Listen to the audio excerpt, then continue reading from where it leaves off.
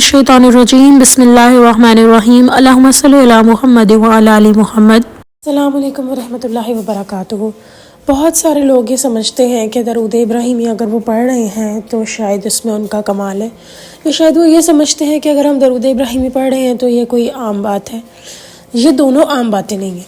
ना तो अपने आप को इतना हाई कर लेना है कि मैं पता नहीं कितना बड़ा काम कर रहा या कर रही हूँ कि आपके अमाल ज़ाया हो जाए, और ना ही आपने ऐसी कोई बात सोच लेनी है कि ये दरूद इब्राहिमी अगर मैं पढ़ रही हूँ तो इसे फॉर ग्रांटेड लेना शुरू कर दें, या इसको अगर आसान लफ्ज़ों में कहूँ तो इसे आप यूँ लेना शुरू कर दें कि हाँ बस ये तो अब पढ़ रहे हैं जैसे बाकी चीज़ें कर रहे हैं। इसके अलावा नमाज हो गई, कोई भी इबादत जो आप कर रहे हैं अल्लाह की तौफीक मिल रही है तो ही आप कर रहे हैं, चाहे टूटी फूटी इबादत आपको लग रही है आपकी है, और उसको बेहतर बनाने की कोशिश की जा सकती है। वो भी तभी कोशिश कबूल होगी जब अल्लाह ताला चाहेंगे। एक वाक़या ही आपके सामने पेश करना चाहती हूँ। एक बहन जिनको अल्लाह रब्बुल इज़्ज़त ने दरूद इब्राहिमी पढ़ने की तौफीक दी, और उनको ये बात जब रियलाइज़ हुई कि मेरी कोई भी इबादत हो, जो भी मैं कर रही हूँ, यहाँ तक कि रोज़ा रखना भी अल्लाह की तौफीक से होता है तो मैं कर रही हूँ, तो कहती हैं उनके रोंगटे खड़े हो गए ये सोच कर कि मेरे इख्तियार में तो फिर कुछ भी नहीं। और हाँ, इतना ज़रूर है कि अगर अल्लाह रब्बुल इज़्ज़त ने मुझे ये इख्तियार ज़रूर दिया है कि मेरे सामने अगर दो रास्ते हैं, यानी एक चीज़ है, फ़र्ज़ करें एग्जांपल दे दूँ आपको कि एक मोबाइल फ़ोन है आपके पास, तो अब आपकी मर्ज़ी आप इसको अच्छाई के लिए यूज़ करें, बुराई के लिए यूज़ करें। आपका बुराई से बचना, आपका नेकी करना, ये अल्लाह ताला की तौफीक है तो आप कर रहे हैं, वरना गाइडेंस ऐसे नहीं आती। जो आप अगला अल्लाह का नाम ले रहे हैं, ये जो वीडियोस बनती हैं जो आप लोगों तक पहुंचती हैं, अल्लाह ताला की तरफ से पहुंचती हैं। कोई भी जो लोग यहाँ दरूद पाक की वीडियोस शेयर करते हैं, महफिलें होती हैं दरूद पाक की, ये सब अल्लाह की इजाज़त होती है तो हम सब कर रहे हैं। क्योंकि ट्रस्ट मी ऑन दिस, जितना अल्लाह रब्बुल इज़्ज़त ने लोगों के लिए रखा हुआ है कि ब्लेसिंग्स और सारी चीज़ें कि आप लोगों के लिए आसानी हो और नेक काम हम कर सकें, उतना ही रास्ते में हाइल रुकावटें डालने वाली शैतानी ताकतें, शैतान भी मौजूद हैं। तो अल्लाह की मर्ज़ी के बगैर आप या मैं आगे पार नहीं कर सकते कुछ भी। इसीलिए दो बातें अपने दिमाग में कभी नहीं लानी। नंबर 1 कि मैं पता नहीं दरूद पाक पढ़ रही हूँ तो पता नहीं मेरे पे कितना बड़ा जो है वो एजाज़ है, ये नहीं लाना। और दूसरा ये कि कभी नहीं सोचना कि आपकी किस्मत ख़राब है या आप किसी काबिल नहीं हैं। अगर आप दरूद इब्राहिमी पढ़ रहे हैं, अल्लाह पे यकीन करते चले जाएं, अल्लाह ताला आपको ज़रूर पार लगाएंगे। हम सबके यकीन डगमगा जाते हैं। ऐसा नहीं है कि हम अगर मैं किसी की भी बात कर लूँ जो इस्लामी दीनी बात करे या कुछ भी हो, तो शायद उनको कभी कोई दुख नहीं होगा या उनको कोई गम नहीं होगा या उनके हौसले पस्त नहीं होते होंगे। ये सब होता है, ये सबके साथ होता है, ये सबके साथ नॉर्मल है। लेकिन अपने आप को दोबारा खड़ा करना ये आपके इख्तियार में नहीं, अल्लाह के इख्तियार में है। और जिन लोगों को मैं कहती हूँ, ये मेरे लिए भी एक रिमाइंडर है कि जो दरूद इब्राहिमी पढ़ पा रहे हैं, थोड़ा पढ़ रहे हैं, ज़्यादा पढ़ रहे हैं, जितना भी पढ़ रहे हैं, आप फ्यूचर की टेंशन ना लें। ख़ासकर वो लोग जो 313 मरतबा दरूद इब्राहिमी पढ़े। मैंने पहले भी वाक़या शेयर किया था एक बहन का, जिसमें उनको ख्वाब में बताया गया कि 313 मरतबा दरूद इब्राहिमी अगर तुम पढ़ लोगी तो ये तुम्हारे गमों के लिए काफ़ी है, मतलब कि तुम्हारे हर गम परेशानी को दूर करने के लिए काफ़ी है। इतनी किसी के ख्वाब पे क्यों जाते हैं, आगे चलते हैं। हज़ूर पाक सल्लल्लाहु अलैहि वसल्लम ने एक आदमी को क्या फरमाया था, वो सहाबी थे, उन्होंने कहा कि मैं इतना टाइम दरूद पाक में लगाऊं। बेसिकली ये वाक़या हज़रत उबी बिन कअब रज़ी ताला अन्हा कहते हैं, मैंने रसूल करीम सल्लल्लाहु अलैहि वसल्लम से अर्ज़ किया, या रसूल अल्लाह सल्लल्लाहु अलैहि वसल्लम, मैं आप सल्लल्लाहु अलैहि वसल्लम पर कसरत से दरूद भेजता हूँ। आप सल्लल्लाहु अलैहि वसल्लम फरमाएं कि मैं इसके लिए कितना वक्त मुकर्रर करूँ। हज़ूर पाक सल्लल्लाहु अलैहि वसल्लम ने फरमाया जितना तुम चाहो। मैंने कहा चौथाई वक्त। आप सल्लल्लाहु अलैहि वसल्लम ने फरमाया जितना तुम्हारी मर्ज़ी, अगर ज़्यादा कर लो तुम्हारे लिए बेहतर होगा। मैंने अर्ज़ किया, या रसूल अल्लाह सल्लल्लाहु अलैहि वसल्लम, आधा वक्त इस काम के लिए मुकर्रर कर लूँ। फरमाया जितना तुम्हारा दिल चाहे, और अगर ज़्यादा कर लो तो तुम्हारे लिए ज़्यादा अच्छा होगा। मैं अर्ज़ किया, सरकार सल्लल्लाहु अलैहि वसल्लम, सारा वक्त इस काम में ना मसरूफ़ रहा करूँ। हज़ूर सल्लल्लाहु अलैहि वसल्लम ने फरमाया ये तुम्हारे लिए कफ़ालत करेगा, तुम्हारे मकासद को पूरा करेगा और तुम्हारे गुनाह दूर करेगा। यहाँ 3 बातें बताई गई हैं, मकासद पूरा करना, गुनाह दूर करना, कफ़ालत करना।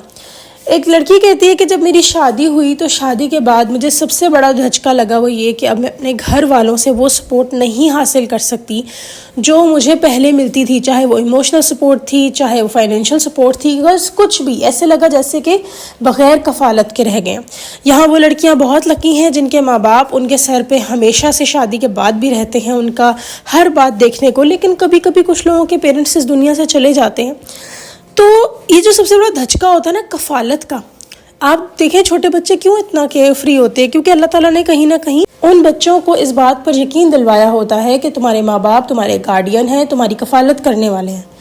اور ہم نے اکثر دیکھا ہے کہ جن گھروں میں ایک انسان بلکہ دو انسان، ایک معاشی یعنی فائنینشلی اور ایک گھر کی ذمہ داریاں پراپر نبھائیں، وہ گھر خوشحال رہتے ہیں۔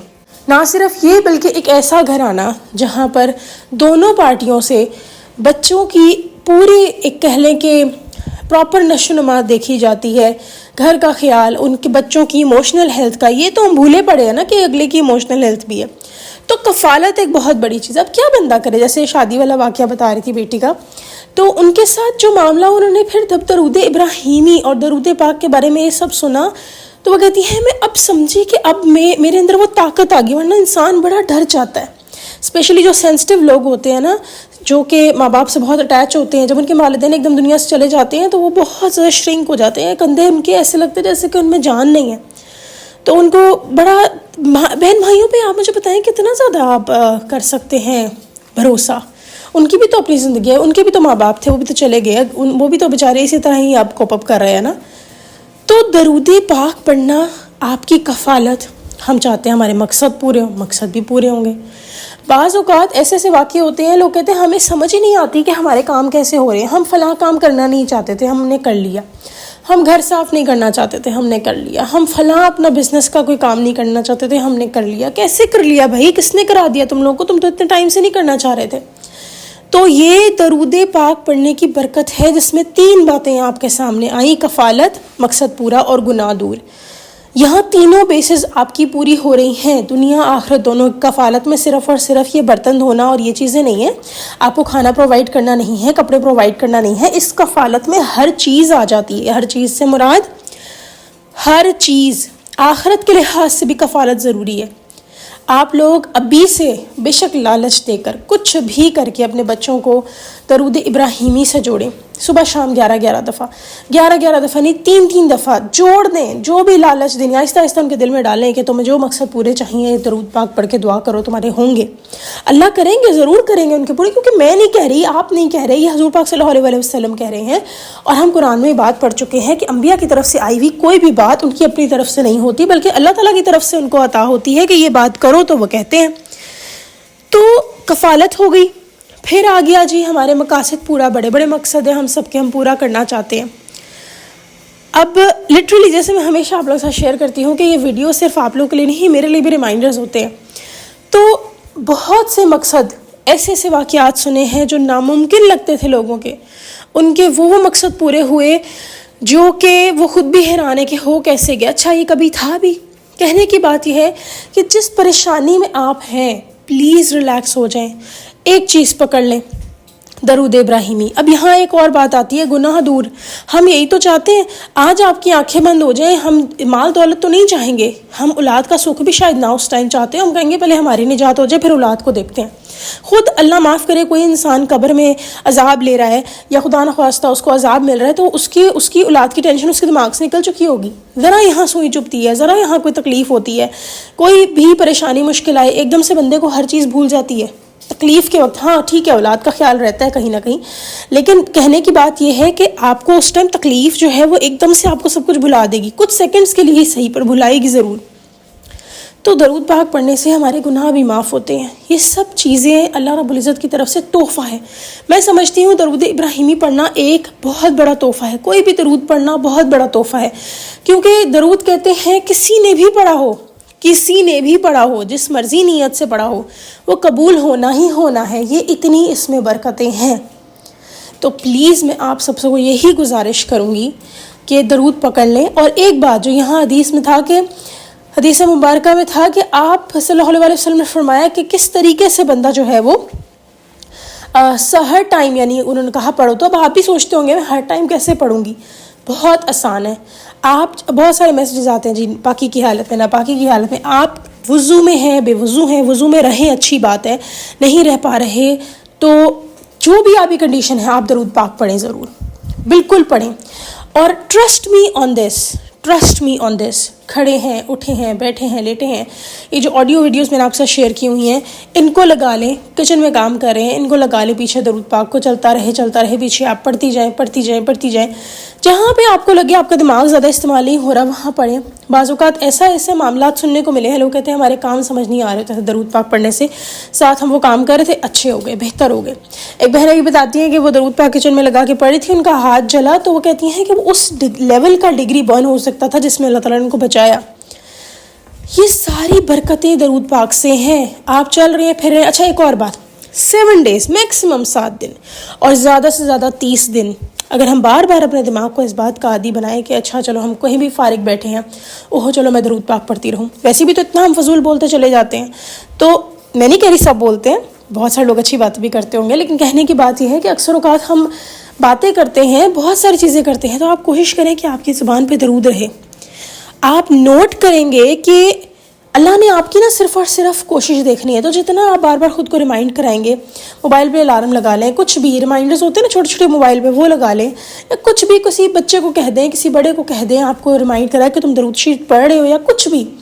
یہاں میں یہ ہرگز نہیں کہہ رہی کہ اگر آپ کو کسی کو ٹائم دینا پڑے تو آپ اس کو نہ دیں. جو آپ کے فہرست میں آتے ہیں, جو آپ کے فرائض میں آتے ہیں وہ آپ کریں, لیکن یہ آپ روٹین بنائیں کہ جہاں میں فارغ کھڑی ہوں, کوئی سامنے نہیں ہے, کچھ نہیں, تو درود پاک پڑھوں, کھڑا ہوں کھڑی ہوں جو بھی, ٹھیک ہے, آپ درود پاک پڑھنا شروع کریں. انشاءاللہ میکسیمم 7 دن اور منیمم 7 دن اور میکسیمم 30 دن آپ خود نوٹ کریں گے کہ اللہ رب العزت یہ آپ کی روٹین بن جائے گی. عادتیں ایسے ہی اپنائی جاتی ہیں اور پھر آپ کی زبان سے درود پاک جائے گا نہیں.